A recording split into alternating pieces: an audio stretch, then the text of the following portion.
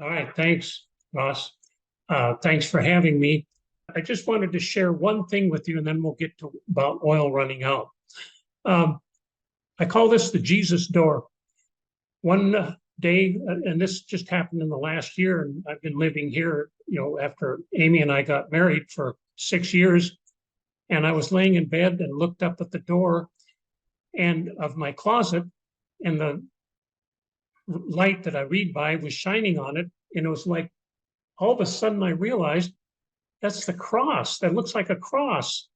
And then I got up and walked through the house, and all the doors in the house have a cross on it. So I looked it up on the internet, and they said that the sixth panel door originated in the 1700s as an expression of Christian faith. The top four panels represent the cross. The bottom two panels represent an open Bible to the Ten Commandments. Now, you'll find if you go and research it, there's several other naysayers that say, no, they were just superstition. They thought if they put the cross on the door, that would keep the evil spirits away.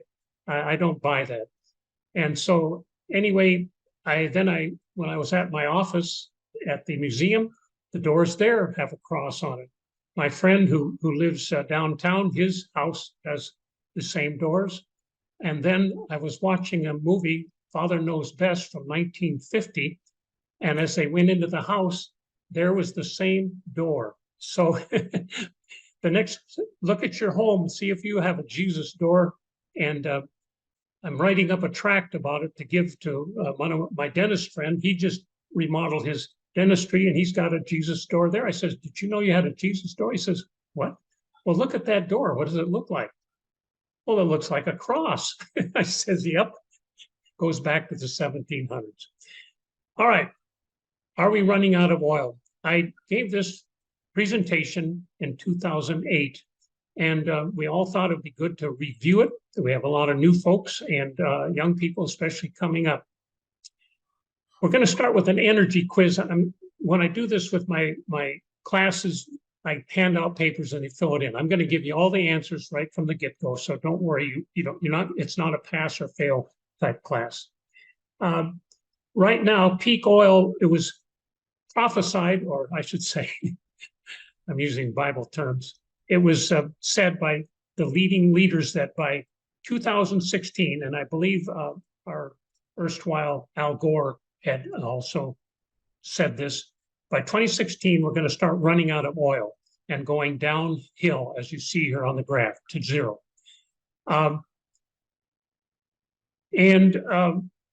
Oil production will peak in 2016. From then on, we'll be running out of oil. Here's capping an oil well. And where I live here in Orchid, which is just part of Santa Maria, but one of the first oil wells in California was drilled here, called Old Mod, and they have actual full-size model of it next to one of the restaurants. And so this is an oil town, oil area. Santa Barbara is the capital of anti-oilism, I guess you'd say. Because back in the 1965, they had a big oil spill. And ever since then, they've been trying to eliminate all oil wells in Santa Barbara County. So this is a real hot spot. The school district, or the county of Santa Barbara, takes in $4 billion in tax money from the oil wells. And that's supposed to go for, building roads and running our county. $2 billion of it goes to the school district. And they want to eliminate all oil reserves, or the digging of all oil well reserves here. And I always ask people who are on the fence, how are they going to pay for the school district then? Guess what? You probably all know. You and I are going to pay for it. The people that live here, they're going to raise our taxes if they eliminate all oil. Now, some of you may be familiar, but I'll just review peak oil definition. Imagine a glass full of water. We call that peak water. When we start to drink the water, that starts a process that will empty the glass. There is no more water filling the glass, so soon you will run out. Peak oil means that after a certain time, no more oil will be found in the ground, and like the cup, it will be empty in a few years. Now, here's our questions. I'm just going to jump to the answers here on the next page. It should point out that the profit for oil companies, Walmart's profit is about 33%. Wind and solar power provide how much energy to the grid? 2%, and that's subsidized by the gas tax. And then name 5 things around your house. 30% of the oil actually goes for fuel. The rest you'll see in a few minutes. These other ones, how soon will we run out of oil? They claim in 2 more years. That's when I presented this in 2008. Or we'll at least start going into peak oil. How much oil do we get from Iraq? 5%. The profit of oil companies is 8%. Wind and solar power provide 2%. How many drill rigs would you need to retrieve oil from 100 square miles of tundra? You'll only need 1. I'll show you why in a minute. Now here's a picture. Oil everywhere. Only 30% of oil is used for gas and lubricants. The rest is used for thousands of products we use every day. I just put here vinyl siding is included in here. And you can see all these things. Take your kids or grandkids and go through the house and show them all the things that are made out of oil. And if we shut it off tomorrow, then you might as well say goodbye to 70% of its use in lots of other areas. One oil rig can replace these for 75 to 100 square miles. These are the oil fields of Lakeview, Taft, California, but I don't have it here, but I've had pictures of Santa Maria that look just like this. There was an oil well on every block. But now, with slant drilling, one oil well can cover 100 square miles. And the oil, they go down and they drill out at different angles. This is the old way here, and this is the new way. So you don't need a lot of oil wells to get the product from the earth. Can you say push more? A single gallon of gasoline contains the energy equivalent of 500 hours of human labor. A barrel of oil contains the energy equivalent to almost 25,000 hours of human labor. That's something to think about. Now, is God worried about oil? And God saw everything that he made. Behold, it was very good. Genesis 1:31. God has given us everything we need to live by until he returns. This includes the energy. Now, I won't read through all this. It'll be on the video, and you can check it out on the internet and everything. Russ has explained that. This is actually from the Book of Knowledge in 1951. But this shows all the different uses for oil. And it's still very prevalent, very exacting even today. This shows, petroleum tree of 60 years ago. The only thing they used 60 years ago was kerosene, black oil, gasoline, and crude oil. But now in 1956, when this book was printed, they have all kinds of things here that they use it for. Asphalt roads is a major one, of course. All of you know about petroleum jelly. Motor fuel here, but printing ink, these are all things that we just take for granted. Certain rubber products are manufactured from there. Of course, all our fuel and motor in that. And I already showed you that picture. Now let's make some oil. Here's the oil fields around what they looked like here at one time. Now I wanted to mention a book called State of Fear by Michael Crichton, written in 2004. And Michael Crichton had written some 15 or 20 books. And the book called State of Fear, I don't recommend. It's R-rated, has a lot of bad language and stuff in it. But he had 30 pages of footnotes in the back. When he wrote it, he was going to write a book on global warming and how it was destroying the earth because of oil. And then he did a lot of research on it and ended up proving to himself that there was no problem with oil, that global warming didn't exist. What I wanted to state is, as I was doing research in 2010, I was looking at the Scientific American, and what's the next state of fear? The next state of fear is that we are going to run out of water. Well, that's interesting because 70% of the earth is covered in water, and we can distill it or use reverse osmosis. The Israelis have been doing that now for quite a long time. If you look up Israeli distillations, they are doing reverse osmosis or distillation. When they first took the land back in 1948, I think it was, when they became a nation, they had a real lack of water. Something like 70% of Israel is desert. And they've been building on those deserts, not only drilling water holes, wells, but distilling water out of the ocean, Mediterranean Sea. Interesting enough, if you have drip lines in your, we have a lot of drip lines to water our gardens and our different things here, especially the drip lines for the huge, we have 6,000 acres of strawberries here.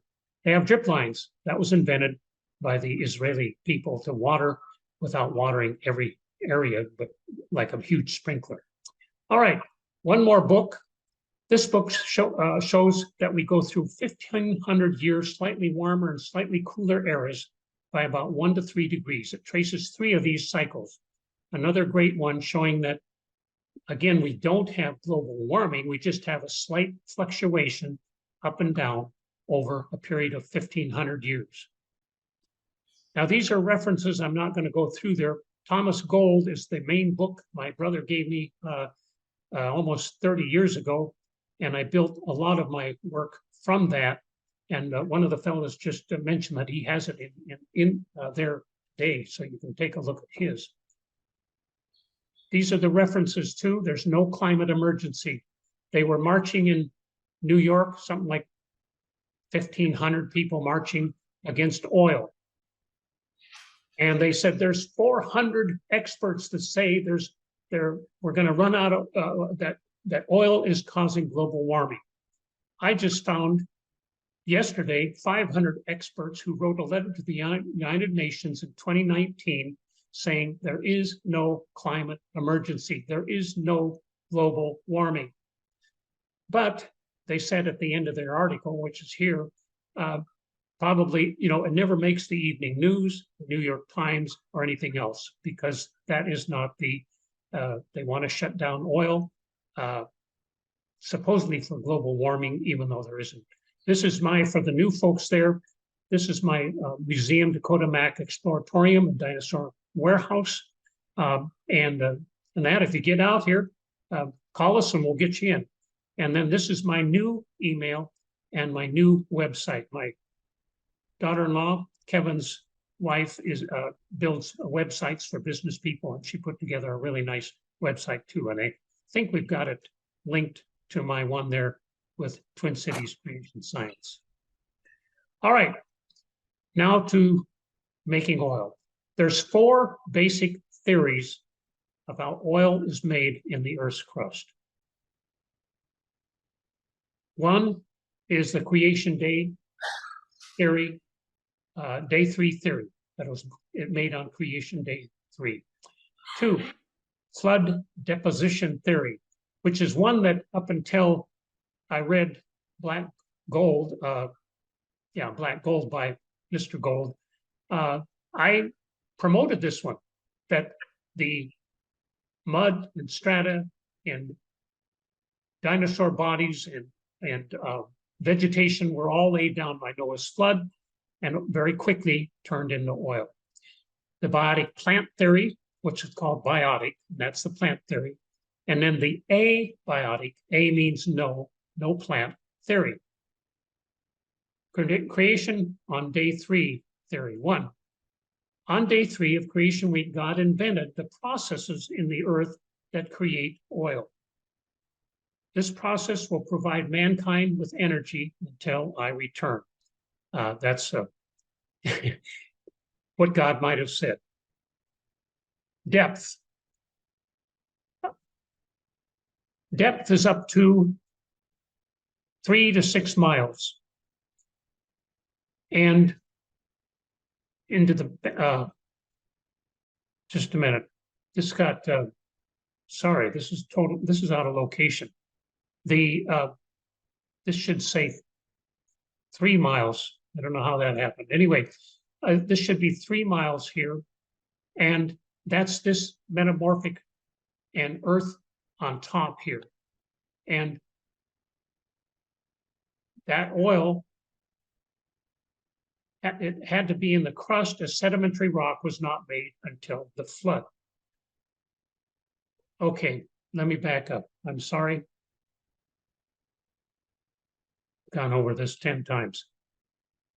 Now I'm explaining this from the abiotic one that I'll end with, showing that the oil had to be there before the flood, because before the flood, all we had was metamorphic rock and granite basement rocks. And we'll show you that when we get to the fourth one. Because there was no flood, of course, there was no dead vegetation and animals and dinosaurs dying and being laid down before Noah's flood. All right. This is another one showing the traditional way of it being caught in the layers of shale and sandstone. And then we drill into it. This is within the 3 miles of the surface. When we had our dinosaur dig out in North and South Dakota, that's called the Williston Sandstone. It goes down 3 miles. They've drilled oil wells, over 30,000 boreholes in North, South Dakota, and Montana, and up into Canada. And that covers 250,000 square miles. And it's all sedimentary sand turned to sandstone that goes down 3 miles. Now, we have naturally occurring oil right here on the beach of Guadalupe, just 9 miles west of me. And that's it there. When it first started coming in and people started finding it, they were complaining that those dirty, rotten offshore drilling rigs were leaking oil. Well, they did a chemical test on these blobs, and they said, no, it's not from them at all. And they don't talk about this very much. It's brand new oil seeping up out of the ocean floor. In fact, if they could put more oil drilling platforms out there and draw that oil off, it wouldn't leak out and flow in onto the beaches. It goes all the way from north of here at Paso Robles, or I'm sorry, Atascadero, and all the way down to San Diego.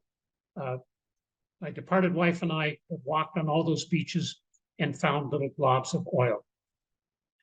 Geologists showed that the oil was not from the oil rigs off the coast. Hey man, it's not millions of years old, but that doesn't, of course, make the evening news. Time frame, continuous since creation. This has been going on for 6,000 years to the present time. Second, number 2, flood deposition theory. Processes in Noah's flood made coal and oil via heat, pressure, and bacterial processes. Biomass was stripped off the land in the first 40 days of the flood. The flood laid down sediments, then plant matter, then sediments, then more plant matter. Over time, heat, pressure, and bacterial action turned the biomass into oil and coal. Depth, 0 to 3 miles. So that's where our sedimentary material is, and then our metamorphic and granite basement, what we call basement rocks. Time frame, thousands of years from Noah and the flood to this present time is roughly 4,000 years. Note, this is similar to evolutionary processes explained next in number 3, but different time frames. Evolutionary view is 300 million years, and we'll show you, and the flood-made oil is thousands of years. Number 3, the biotic theory, which is the plant theory that we all grew up with in school. The encyclopedia that I had when I was a kid, which I showed some pictures from the Book of Knowledge, all of them teach this. This is January 2008, and it had a section in there called The Origin of Oil. The story of oil began millions of years ago. Most scientists believe oil started with dead plants and animals. These pictures show how they turned into oil. Tiny ocean plants and animals died and fell to the floor. Mud, dirt, and sand covered and pressed down on the dead plants and animals. The pressure turned the plants and animals into oil. We dig wells to reach the oil. Now, the thing is, just a little aside here, I saw pictures of the suitcases and things that they found when they sent a sub down on an unmanned sub down to look at the Titanic. It's like 2 miles down. And I did some research, and the Titanic has been there, 60 or 70 years. And the mud on top of, there was a suitcase there was a shoe, there was other artifacts, and the mud's only like 1/8 or 1/4 of an inch thick. They also tell us that the ocean only puts down about 1/8 of an inch of mud a year. When I ran but when they showed the stuff from the Titanic, it's been there 60 years and it's not covered yet because the currents and things carry it away. The biomass was laid down in swamps, shallow seas. First sediments were laid down, then a shallow sea or swamp grew up. This repeated over millions of years. Coal and oil were made via heat, pressure, and bacterial processes. Typical oil field based on this hypothesis, and I did some research in the last 2 or 3 weeks getting ready for this, and nothing's changed. They still present the same concept. We've got a gusher there, Joe. All right. Depth is 0 to 3 miles in sedimentary rock only.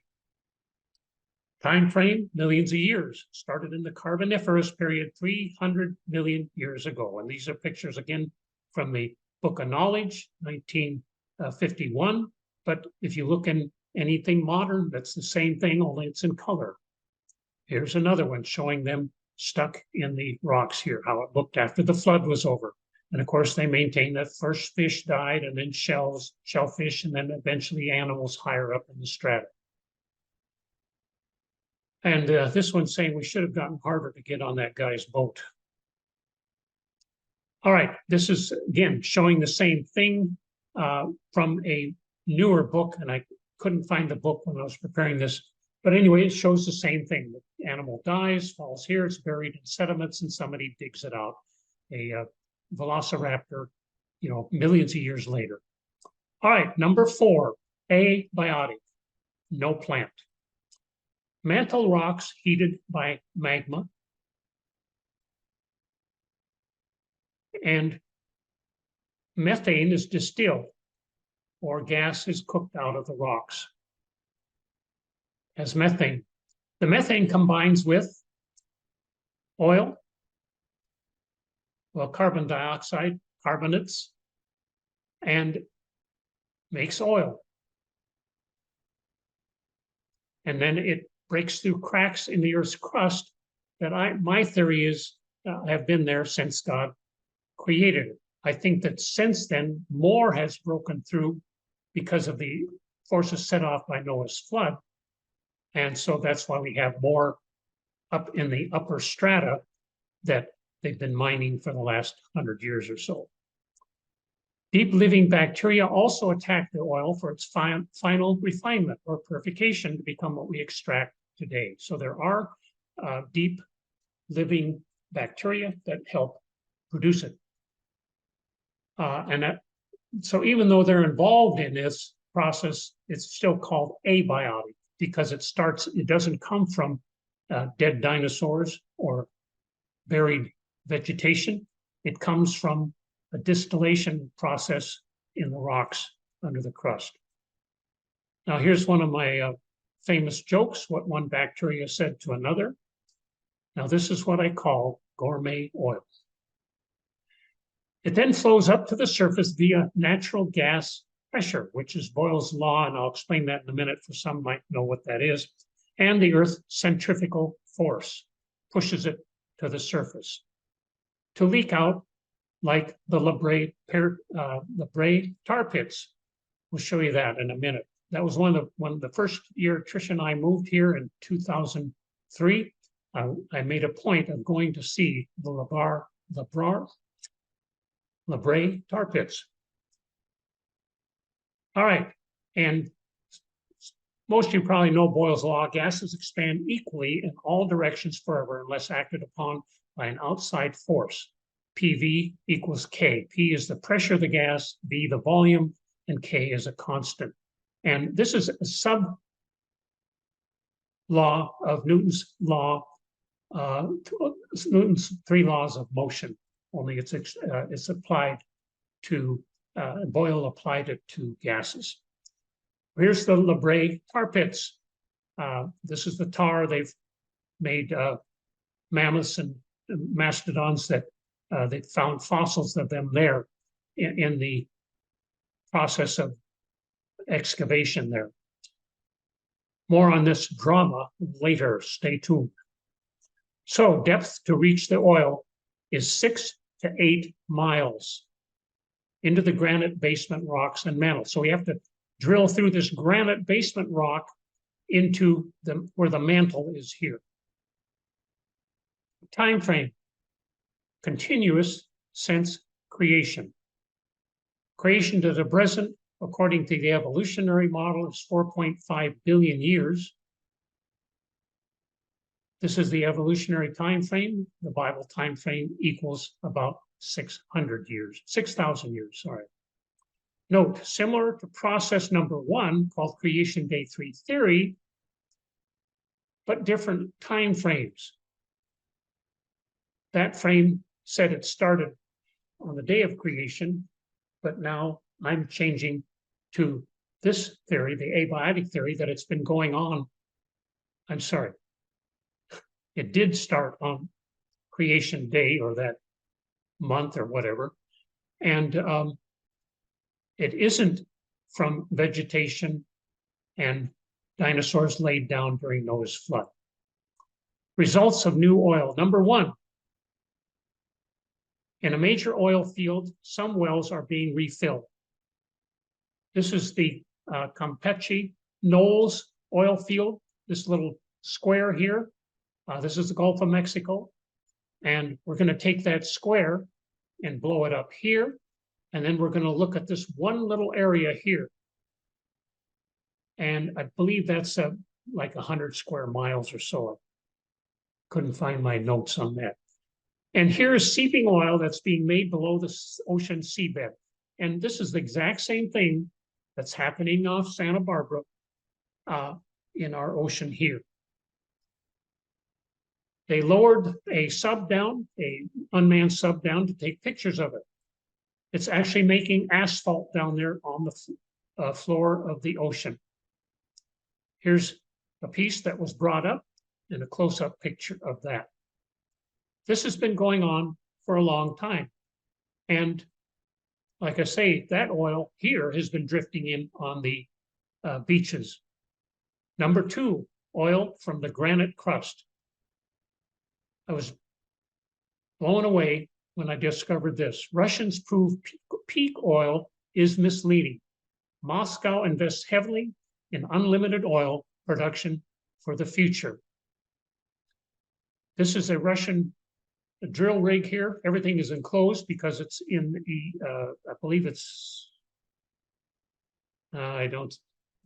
it's somewhere in Siberia.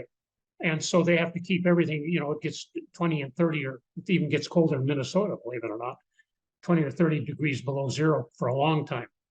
In 1970, the Russians started drilling Kola SG3, an exploration well, which finally reached a staggering world record of 40,000 feet. Since then, Russian oil majors, including Yukos, have quietly drilled more than 310 successful super deep oil wells and put them into production. Last year, Russia overtook Saudi Arabia as the world's biggest single oil producer and is now set to completely dominate global oil production and sales for the next century. Now, that was in 2002. And one of these I've got, here's the website here if you're interested. This is then what's happening here. Oil is migrating from 70 to 150 miles deep into the upper layers. And so it's migrating up to go through cracks and come into the area underneath the granite crust. And in places where the granite crust is cracked, then it flows in and fills in under sedimentary rock. Abiotic oil comes from drilling into the Earth's granite crust. And I was a little skeptical about that when I first read it. And then I started to do some more research. And the White Tiger Vietnam oil fields here, Russians, after the United States left there in 1975, the Russians moved in and they drilled 20 wells into the granite crust. Now, while we were there for 10 years, geologists tested and tried to see if they could find oil off the coast of Vietnam to help them be more oil independent, have their own resources. And they said, there's no hope. There's no oil here. We'll never find oil. The Russians drilled through the granite crust. They drilled through the sedimentary layers into the granite crust. And this is some of the pictures of the rigs there. And there's the website. This just shows a cross section of the granite crust and in the Song Hong Basin here and the Phu Con Basin here. The oil fields in the Cuu Long Basin offshore southeastern Vietnam typify the country's fractured basement reservoirs. The Ba Ho, Vietnam's largest oil field, produces 280,000 barrels of oil per day from, and here's what got me, granitoid basement rock. And if I hadn't read about this idea that they're drilling through the granite, I would have just overlooked this. But they're saying they're drilling through the granite into the rock. This was a separate website from the one that I showed the picture of the Russian building on. So this was a confirmation to me that they've really proven that the oil is down there, new oil being made under the granite crust. Note the relationship to Noah's Ark. God told Noah to put pitch on the ark to seal it. The Hebrew word is bitumen, a type of oil tar. This is back at the tar pits, the La Brea tar pits. And I took a picture when we first moved here of it just bubbling out of the ground right there. This accounts for oil before the flood. It flowed up to the surface to leak out for Noah to use on the ark. After the flood, day 3, oil could seep through the cracks made by earthquakes and be trapped under sedimentary rock to be found and used after the flood. And as I said earlier, there may have been other cracks already in the Earth's crust that were allowing the oil to come up for Noah to use there to coat the ark. By the way, I figured out one man painting by hand Noah's Ark would take him 3 years painting 8 hours a day. So that's a big paint job, and he painted inside and outside too. Back to the La Brea tar pits, Los Angeles. Here's another full-sized model. Oil has leaked out here for thousands of years. The top of the water is black with oil. Animals were trapped in it to be preserved as fossils. Somebody help my daddy. Woe is me. I wanted to add here, when Trish and I went there, I asked the lady at the front desk, first when we walked in through the sidewalk, they had a series of bones, like bone fences.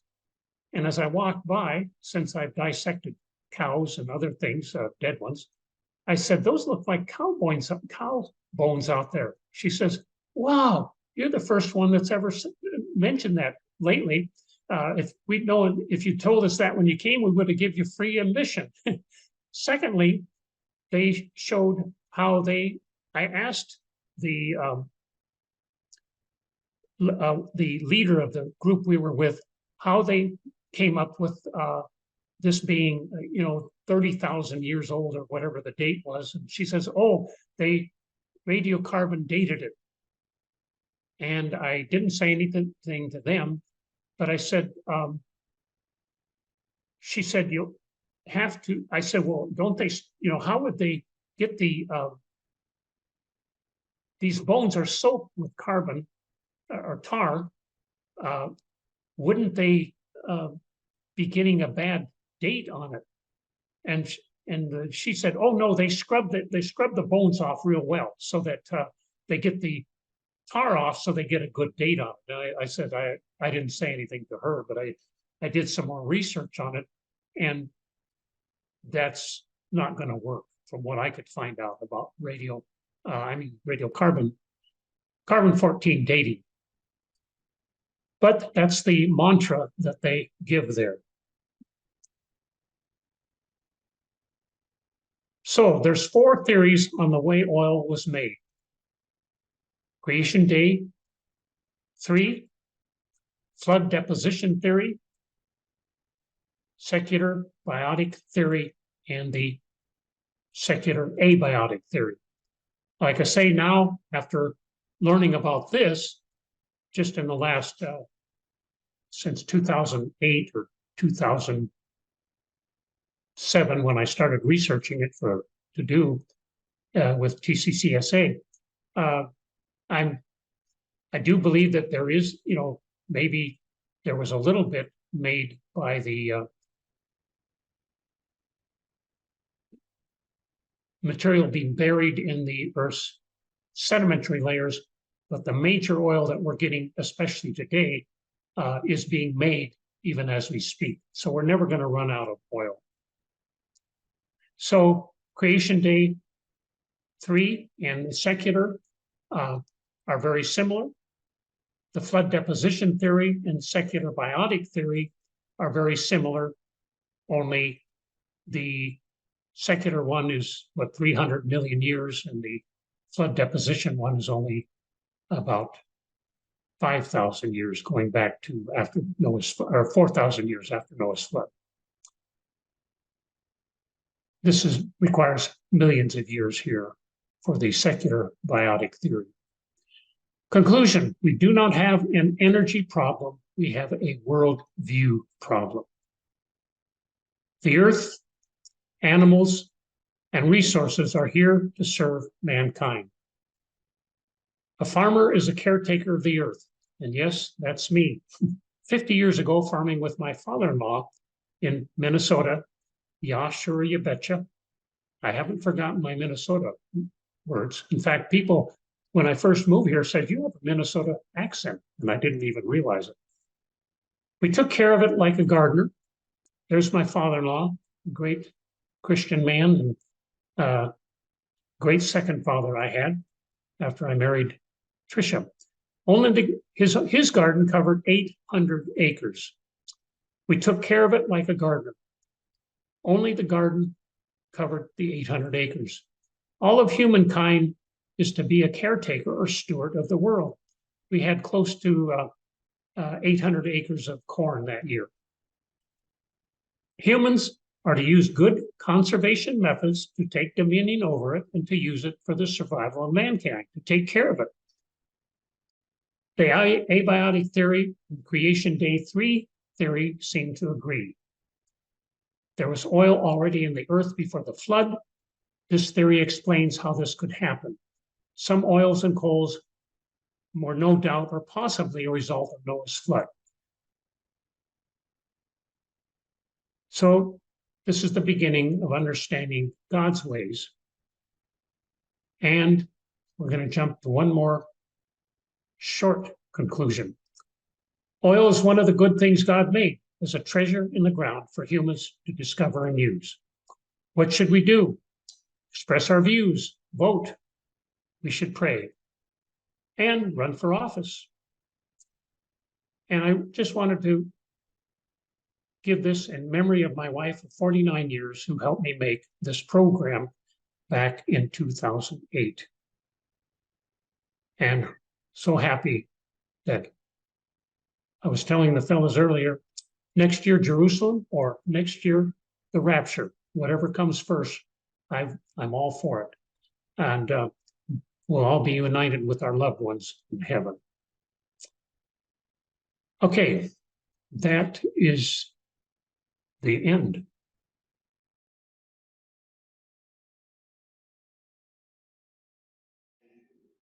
Questions?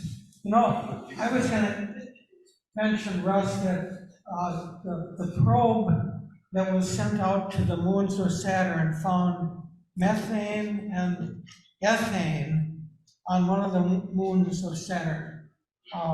So these things are happening elsewhere in the solar system where there were never plants growing that anybody is knowing of. So that supports the idea that these things happen. And so your theory is that these elements are in the rocks. Carbon is in the rocks, hydrogen is there, hydrogen and carbon together makes carbohydrates. Methane is the simplest carbohydrate. When you add together, you get double, which is ethane. You get multiples, and you have all kinds of things. But let's take some questions from the audience. Who's got?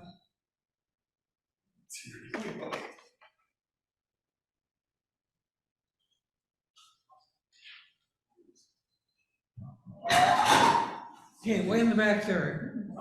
Is he saying that oil and it was created before the flood?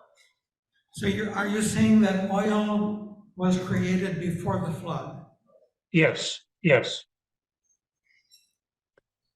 Because Noah had it to cover the flood.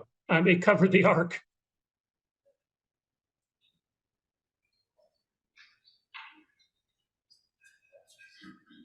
Did I come through? Yes. Yeah.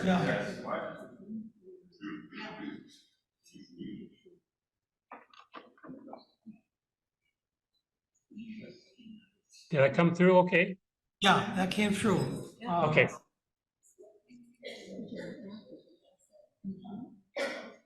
Now you can see the audience, I think. Yeah, that's nice. Hi, everybody. The man with the balloon. It's a cross-shaped balloon. Okay, another question. Yes. We all know about carbon-14, but we heard the argument that carbon-13 is absent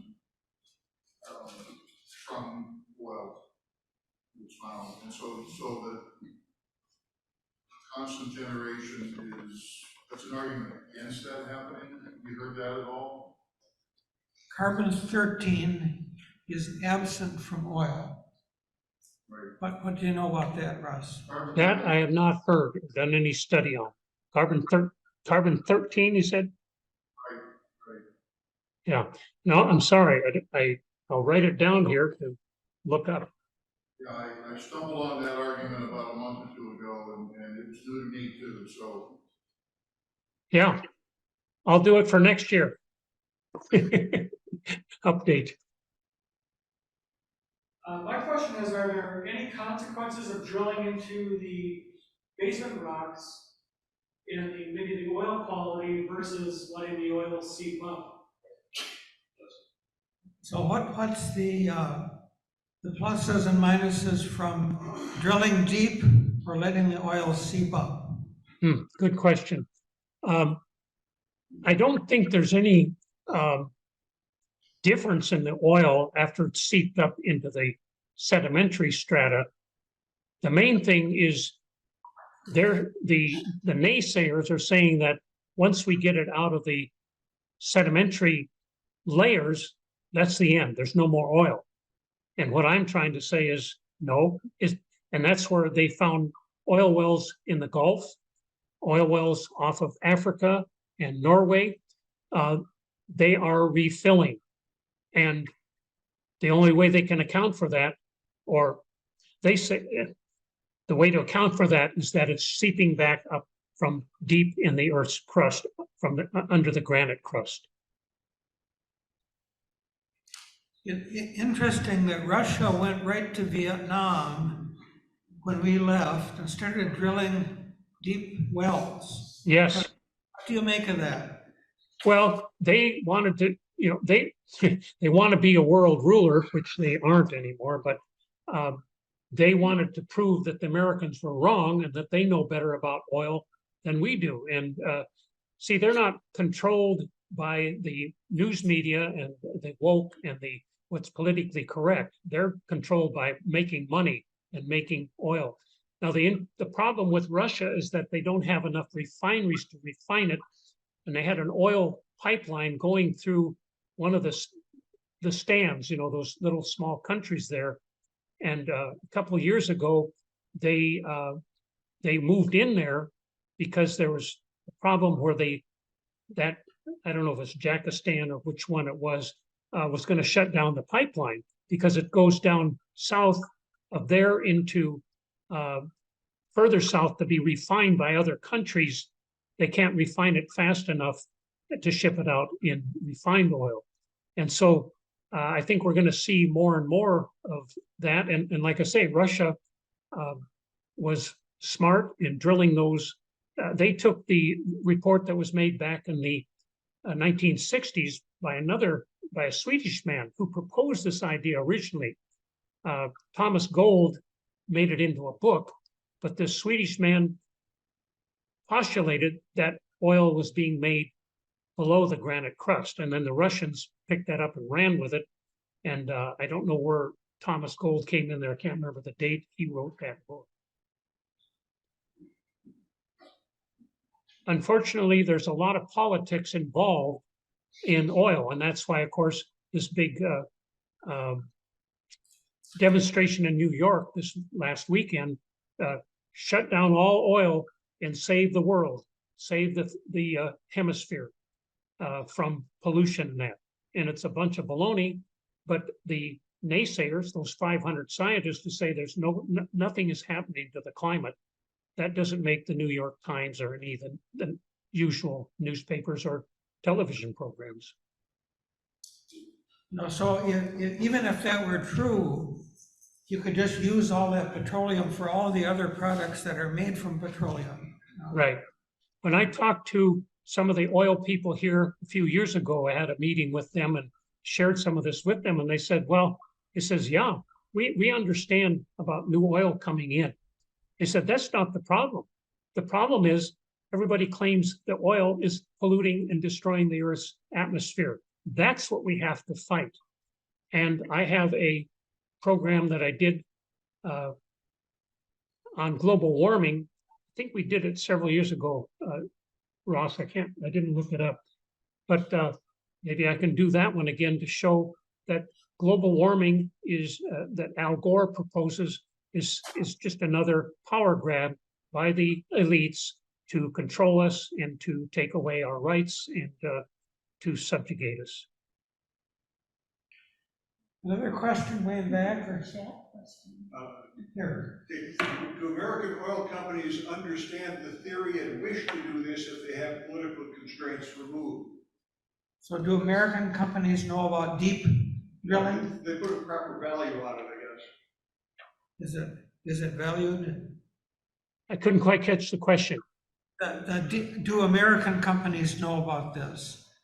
I think a lot of them do. I was trying to line up some people here in town, but the Santa Barbara the oil company here was trying to get safety valves on the pipes that come in from the platforms, so that if there was a break, the safety valve cuts it off, cuts the whole pipe off, and maybe a couple hundred, a couple of barrels of oil escapes.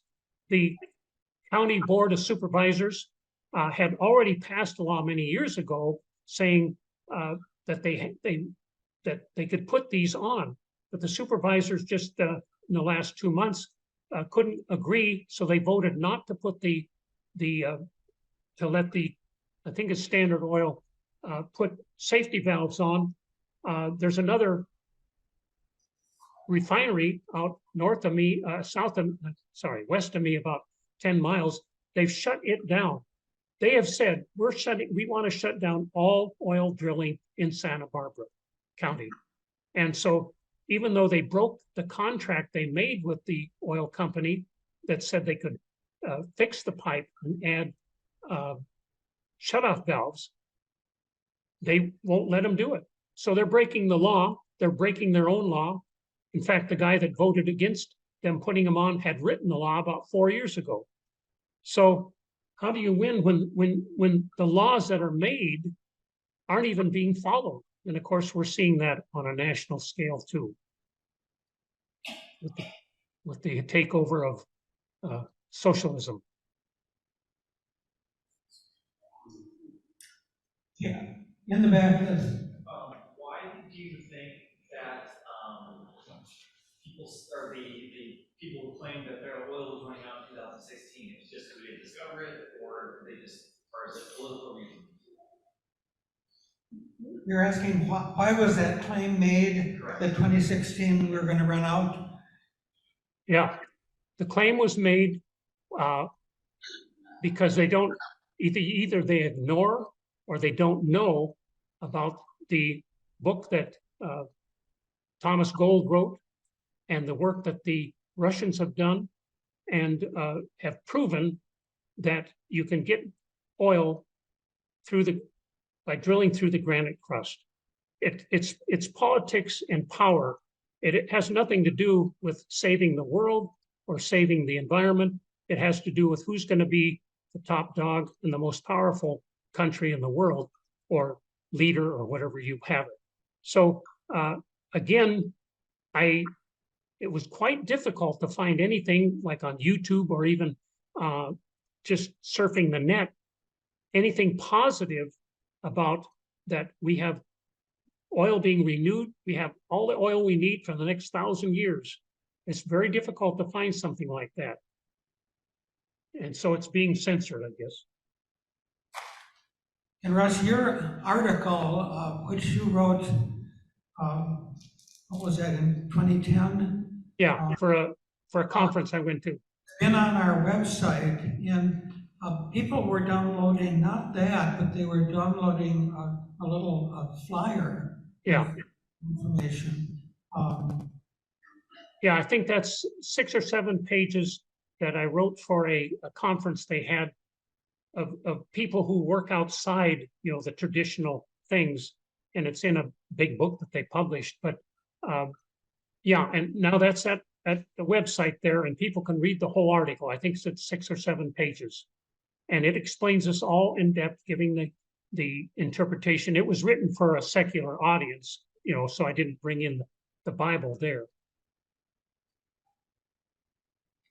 So that is linked to the website. It's been in the articles page, but we'll put a link on the homepage. Yeah, you said you were getting a lot of hits on that. It was one of the most popular downloads. Good. I didn't make any money off it though, but what the heck? Mark, but yes. Do countries in the Middle East do the deep drilling? Say again? Do the Middle East countries do any deep drilling? At this point, I haven't found any evidence of that. It's mainly been, they have so much in the upper strata, I guess they don't need to do that. Now, one thing, remember during Desert Storm, or let me go back to the big oil spill in the Gulf of Mexico from British Petroleum. When that happened, it proved this theory that this is brand new, fresh oil. It's under so much pressure coming up from under the granite crust that they had a real hard time to cap it and stop the flow. And also, they even have wells. I've seen reports of wells in the Middle East, there in the Arabian countries, that they don't have to pump the oil at all. There's so much, it's coming up under so much pressure that I'm assuming it's new oil. I don't know, I haven't been able to find if anybody has tested that oil to see if it's new or not. And so, yeah, I don't know the answer on that, I guess. The other sidelight on the Gulf of Mexico oil spill is that bacteria came around and started cleaning it up. Yeah, they ate the whole thing. But again, you don't hear much about that. See, the ban the oil movement started on Santa Barbara, the capital of Santa Barbara County, on the beaches there. And it was a horrible thing. But since then, the oil platforms and things, and the government put in mandates and rules and things. And yeah, in about 4 years ago, there was an oil spill, a cracked line up in the mountains, and that did release maybe 100 barrels of oil, but it didn't destroy the whole environment. But again, and that's, I think that may be the same oil line that another company took over, was going to put safety valves on it every 1,000 feet or so that if the pipe did break, those valves would go off and you'd only lose a couple barrels of oil. But the Santa Barbara County commissioners said, no way, even though it's in the contract that they can do that, but they have to go back and get new permission from the county elites who don't want oil. It's interesting, they pointed out, one guy who was criticizing them, he says, yeah, and one of the people who's one of the loudest voices on the thing drove to work in their oil-powered car, and she doesn't drive a electric car or anything. They've got a big fancy high guzzling car. So the hypocrisy is there also in some of these leaders that we have. I maintain that they should, if they really believe we shouldn't have oil, why aren't they building houses out of mud bricks and hauling water from wells and just abolishing all diesel pumps and things that pump the water into Santa Barbara? They use more water than anybody in the county. But nobody points that out. More questions? Yeah. Why do they use we're running out of oil as a scare tactic when they want to get rid of it? Yeah. Two scares, we're running out and we shouldn't be using it. How do you use them both? Yeah. It's what the Romans chapter 1, I think it's verse 21 or 22, says that God will give them over to a reprobate mind. And reprobate mind means they can't tell right from wrong. They don't know what they're doing, and they're totally mixed up. And interesting thing, the first thing they say after that is that the women will give up their position to become basically lesbians, and then the men will lust after other men. So homosexuality and lesbianism is all based on evolution, because I believe the verses before that say that they believe that we came from animals. That's evolution. That whole chapter is dealing with evolution. And then the first result of it is the women turn to women, men turn to men. and then it lists about 12 or 13 different sinful things that happen. And that's what we're seeing today. And I know, Ross, you worked in as a doctor with children, as I recall, and everybody sees. I just heard on another YouTube channel the rate of transgenderism, if you want to call it, has gone up 3,000% in the last 5 years compared to 10 or 12 years ago when 0.01 people were, quote, transgender. So it's just accelerating here, I believe, in preparation for Christ's return. Let me just add you one other thing, because I looked up here that my daughter Heather lives in Oregon, asked me about all these disasters we're seeing. And I found a report that said from 2000 to 2019, there were 7,348 major natural disasters around the world, killing 123 million people and resulting in 2.97 trillion in global economic losses.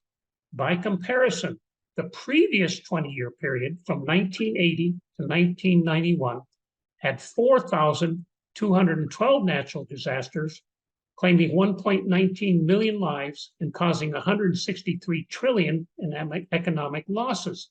And that was from the Yale Environment website. And so from 2000 to 2019, it's almost double from 20 years ago before that. So I think my personal feeling is that we're getting closer and closer to the 7-year tribulation period, the rapture, between now and then, before the 7 years starts. But because Jesus said there's going to be more earthquakes, there's going to be earthquakes, and of course volcanoes are a result of that. He didn't mention volcanoes, but they're a result of the shifting of the Earth's crust.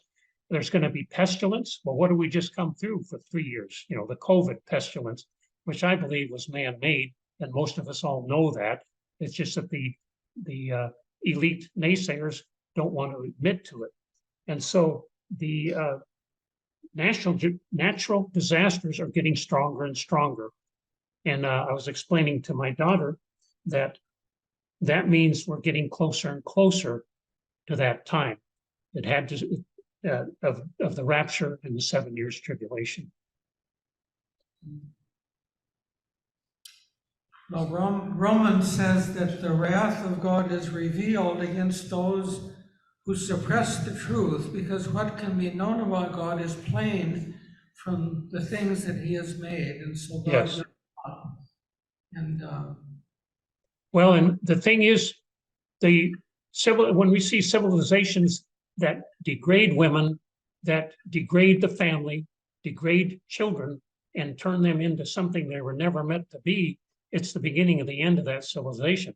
Maybe the rapture and the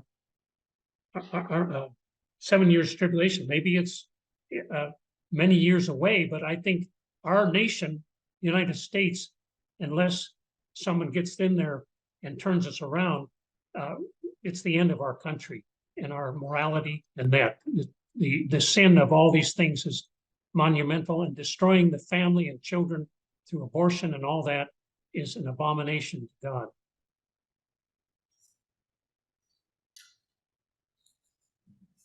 Amen. And we have a message. The message is urgent.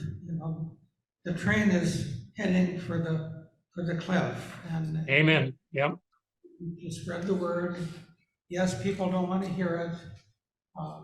I live in a senior community, and I've been shouted down. But I'm persistent in spreading what's really good news. Well, thank you, Russ. This was a very interesting talk and great questions. Yes, thank you so much for having me. And we can maybe do global warming next year, because there's all kinds of scientific facts and data that shows it's another thing made up to control us. There you go again, Russ, taking another controversial topic. Thank you.